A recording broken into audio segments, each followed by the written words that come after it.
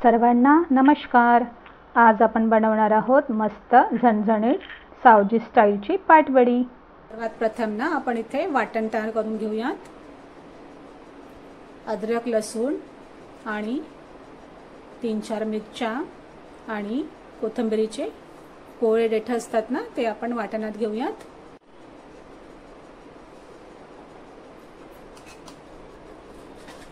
ही ना माझी जाड किसणी आहे, त्याच्याने मी खोबरं किसून घेते आहे। या प्रकारे ना मी खोबरं किसून घेतलेलं आहे। हे ना खोबरं आपल्याला रस्सा करता लागणार आहे।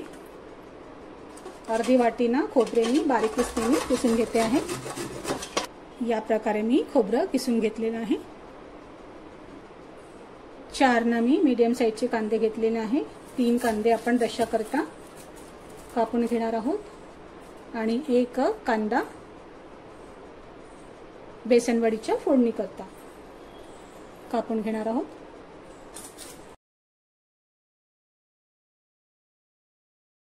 याप्रमाणे कांदा कापून घ्यायचा आपल्याला बारीक। आणि रस्सा करता वाटण बनवणार आहोत ना आपण, त्याकरिता असा आपण लांब कांदा कापून घेऊया। याप्रमाणे कांदा कापून घेतलेला आहे। इथे ना आपण मसाला भाजून घेऊयात रस्सा करिता। सर्वात प्रथम ना आपण खोबरे परतून घेऊया।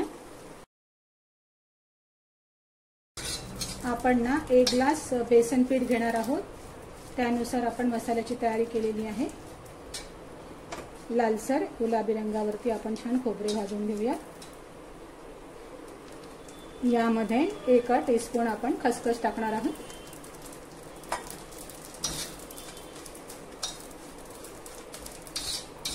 गॅस बंद केलेली आहे।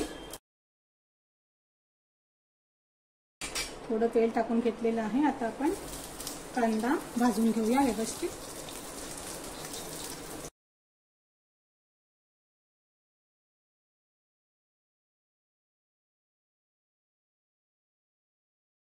कांदा पण आपला छान परतवून झालेला आहे लालसर गुलाबी रंगावरती। गॅस बंद करून घेते। हे दोन्ही मिश्रण आपल्याला एकत्र करायचं आहे आणि गार झालं ना की मिक्सर मधनं आपण छान बारीक वाटण तयार करून घेऊया। तोपर्यंत आपण भाजीची तयारी करूया। 1 ग्लास ना बेसन पीठ घेतलेलं आहे, इथे चाळून घेते आहे। चाळून घेतलं ना की आपल्या भाजीमध्ये गुठळा पडत नाहीये।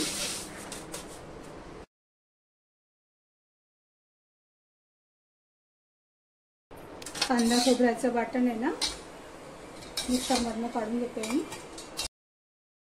या प्रकारे आपल्याला छान बारीक वाटण तयार करून घ्यायचं आहे। आपण पाटवडी करताना फोडणीला तेल टाकून घेणार आहोत। तेल अगदी थोडं टाकायचं आहे बरं का, 2 टीस्पून वगैरे तेल टाकणार आहोत आपण। फारच कमी तेल टाकायचं आहे, 2 किंवा 3 यापेक्षा जास्त नको। जिरा टाकून घेणार आहे, हिंग थोडा आणि बारीक कट केलेला कढीपत्ता टाकणार आहोत। आपण ना बारीक कांदा चिरलेला होता ना तो टाकायचा आहे, अर्धाच टाकूया, अर्धा ठेवणार आहोत।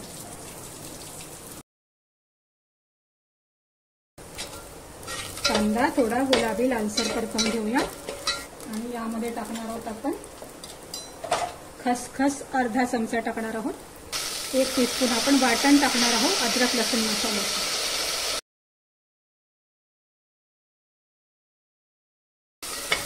आणि थोडा मसाला परतवून घ्यायचा आपल्याला।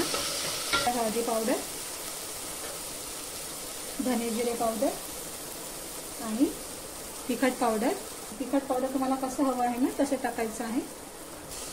1 ग्लास पेक्षा कमी आपल्याला पाणी घ्यायचं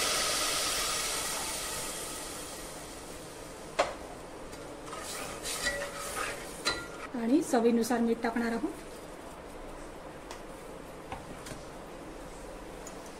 थोडा किंचित काळा मसाला आणि हा सावजी मसाला थोडा टाकणार आहे। पाण्याला छान उकळी आली ना की आपल्याला मग बेसन पीठ टाकायचं आहे।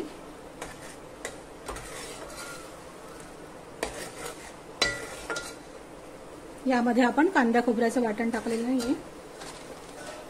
ते आपण रश्श्यामध्ये टाकणार आहोत. पीठ टाकून घेऊयात. पाणी जर आपल्याला लागलं ना तर वरून टाकता येतं, आधीच जास्त पाणी टाकायचं नाहीये.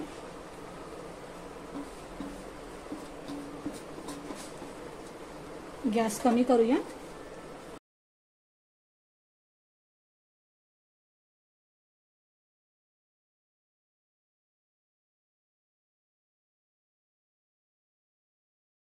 मस्त आपण एकजीव करून घेऊया पिठाला.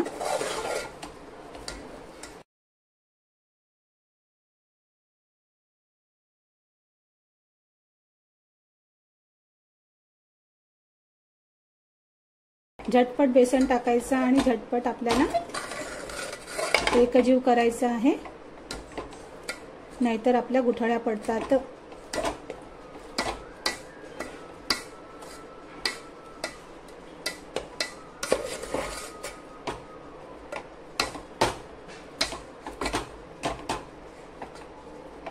छोट्या फ्लेमवरती ना मी शिफ्ट करून घेते याला आणि 5 मिनिटं शिजवून घेते. मध्ये आपल्याला चेक करत राहायचं आहे.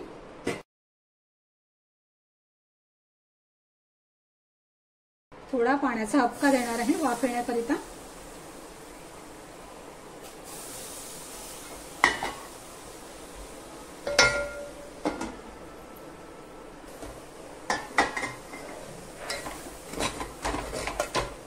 पीठ शिजवण्याकरता मला 1 ग्लास पाणी संपूर्ण लागलेलं आहे. कधी कधी बेसनावरती पण डिपेंड असतं पाणी कमी जास्त.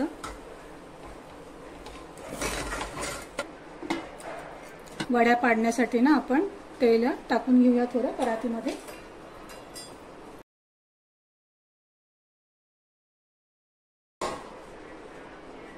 बारीक चिरलेला कोथिंबीर टाकूया आणि आपण बारीक किसलेलं खोबरं होतं ना ते टाकून घेऊया थोडं आणि मिक्स करून घेऊया मस्त.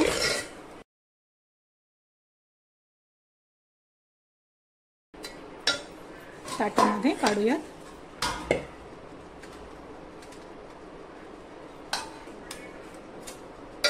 हे भांड गरम असतानाच ना याच्यामध्ये आपल्याला पाणी टाकून घ्यायचं आहे.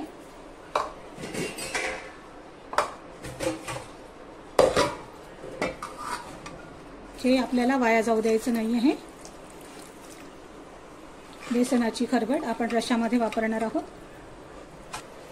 पाण्याचा हात घेऊन आपल्याला थापून घ्यायच्यात वड्या व्यवस्थित.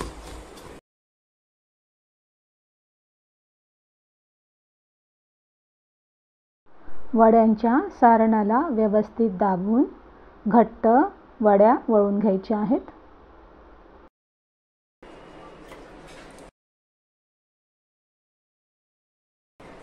कोथिंबीर खोबरं पेरूया वरून थोडं.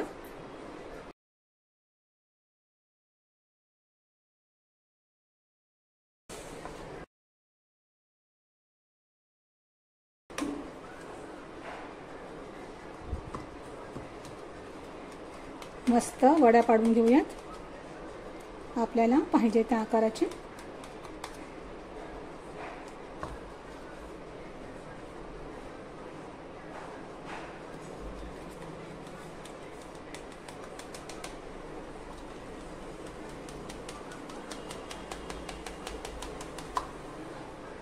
या वड्या ना आपण नुसत्या जरी खाल्ल्या ना तरी खूप छान लागतात बरं का.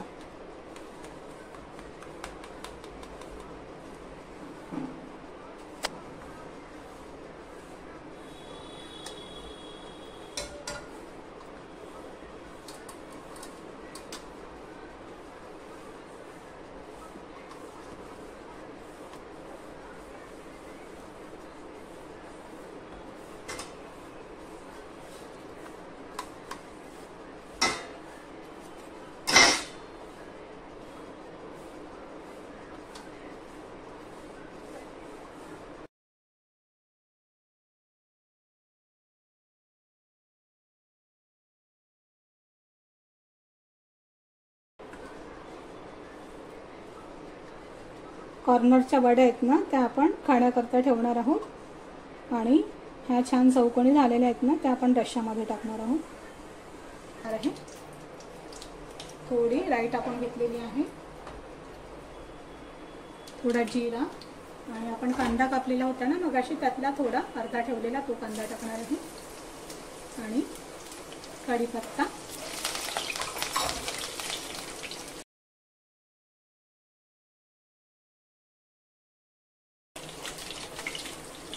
आलं लसणाची पेस्ट टाकणार आहोत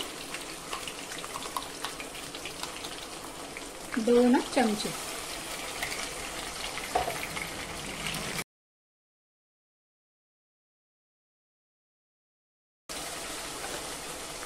हळद टाकून घेणार आहे थोडी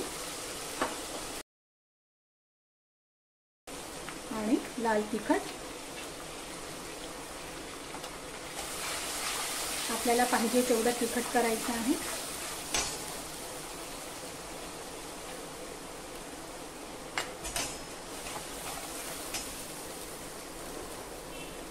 3 चमचे तिखट घालून घेतलेलं आहे आणि धने जिरे पावडर,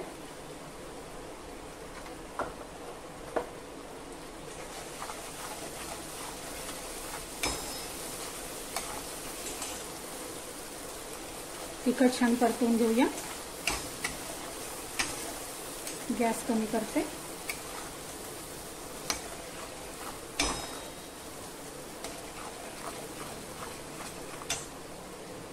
आणि कांदा खोबऱ्याचं वाटण केलं होतं ना आपण ते टाकणार आहोत। आपल्याला किती रस्सा ठेवायचा आहे त्याप्रमाणे आपल्याला वाटण टाकायचं आहे।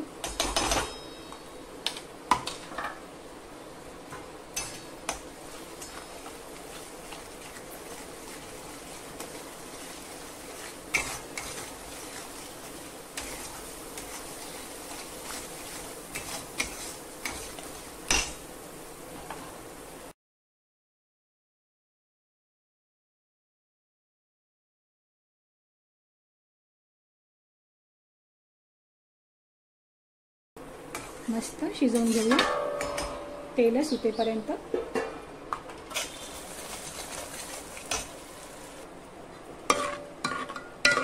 पाटवडीच्या सारणामध्ये आपण पाणी टाकून ठेवलेलं होतं ना, ती खरबटना व्यवस्थित काढून घ्यायची आहे आणि त्याला व्यवस्थित स्मॅश करून एकजीव करून घ्यायची आहे। अगदी थोडं पाणी टाकणार आहे मसाला जळायला नको म्हणून।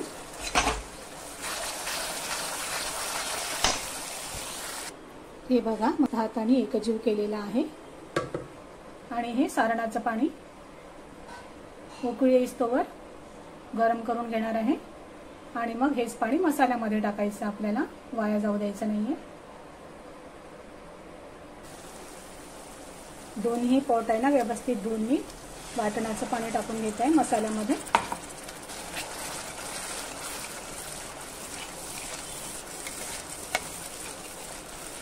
व्यवस्थित उकळी आलेली आहे, आपण टाकून घेऊया पाणी यामध्ये।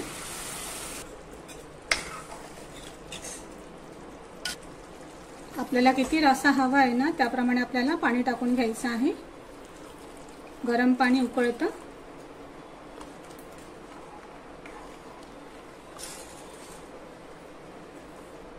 मीठ टाकून घेणार आहे, काळा मसाला अगदी छोटा चम्मच आहे माझा त्याप्रमाणे आपल्याला टाकायचं आहे। घरी बनवलेला सावजी मसाला अर्धा चमचा टाकणार आहे, अर्धा चमचा। या मसाल्यामध्ये ना कलमी, 6 जिरे आणि काळी विलायचीचं पावडर करून टाकलेलं आहे भाजून व्यवस्थित।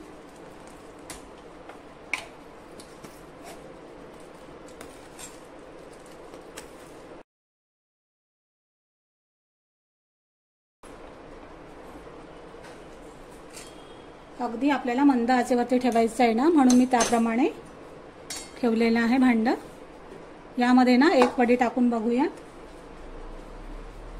आपली वडी तशीच राहणार आहे की फुटणार आहे, बघूयात टेस्ट करून। झाकणी थोडी ओपन ठेवून झाकायची आहे। हे बघा मित्रांनो, मी ना 7 ते 8 मिनिटं झाले ही वडी रश्श्यामध्ये उकळून घेत आहे, तरी पण फुटलेली नाही आहे जरा सुद्धा, बरं का.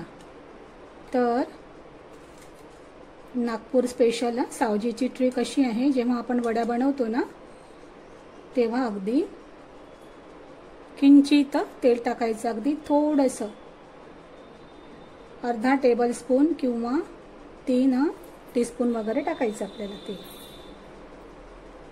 जरा सुद्धा फुटणार नाही. आपण 15 मिनिटं जरी उकळवल्यात ना वड्या तरीही रश्श्यामध्ये फुटणार नाहीत, बरं का. आमची आजी होती ना ती याप्रमाणे पाटवडीची भाजी करायची. इकडे माझी कढी पण तयार आहे.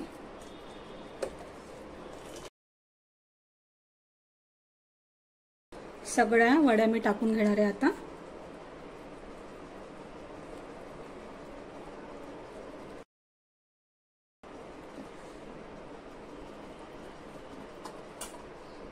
आणि 5 मिनिटं उकळून घेणार आहे, बरं का.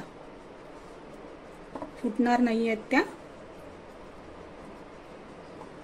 गॅरंटी के साथ.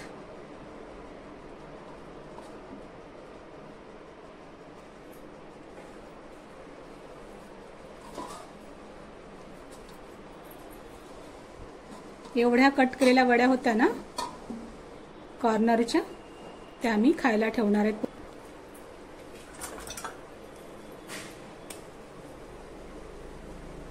या बघा, सगळ्या वड्या मी टाकून घेतलेल्या आहेत रश्श्यामध्ये आणि मस्त 5 मिनिटं उकळून घेते आणि गॅस बंद करते. आपली पाटवडी ना मस्त वर रश्श्यामध्ये पोहत आहेत, बरं का. मित्रांनो, आपण जर वड्या ना 5-7 मिनिटं रश्श्यामध्ये उकळून घेतल्यात ना तर वड्यांना छान मस्त कडकपणा येतो, बरं का. आणि खायला पण एकदम टेस्टी लागतात. यावर मस्त कोथिंबीर पेरून घेते आहे.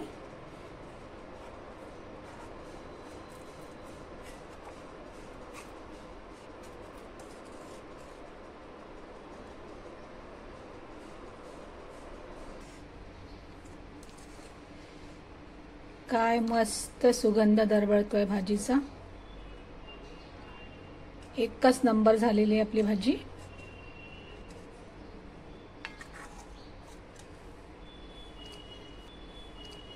बढिया. मित्रांनो, आम्ही ना 3 तासानंतर जेवायला बसलेलो आहोत. तर आपल्या वड्या ना जशा होत्या तशाच साबूत राहिलेल्या आहेत, जराही तुटलेल्या नाही आहेत. धन्यवाद मित्रांनो.